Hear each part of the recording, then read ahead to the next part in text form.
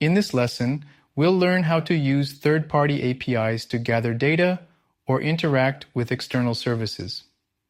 APIs from other companies or platforms allow your application to access their data or features. For instance, Open Weather Map provides weather data, and many other services allow you to get information such as stock prices, movie details, or social media posts. What is an API key? Many APIs require an API key to authenticate your requests. This is like a password that tells the API who you are and ensures you're allowed to access the data. You will usually pass this key in your API request to prove your identity. Making API requests. To fetch data from a third-party API, you often use the fetch function.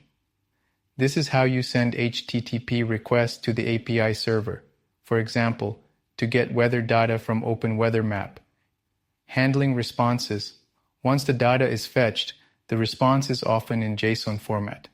You can use .json to convert this response into a JavaScript object, making it easy to work with. For example, to log the weather description from the response. Dealing with errors. Sometimes the API might return an error, like if the city name is wrong or if you've exceeded the allowed number of requests. In this case, you can check the status of the response and handle errors. Rate limiting. APIs often limit how many times you can request data within a certain time frame.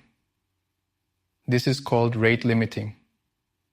If you exceed this limit, the API might return a 429 status code, indicating that you've made too many requests. This lesson will help you interact with third-party services, handle their responses, and understand important concepts like authentication, rate limiting, and error handling.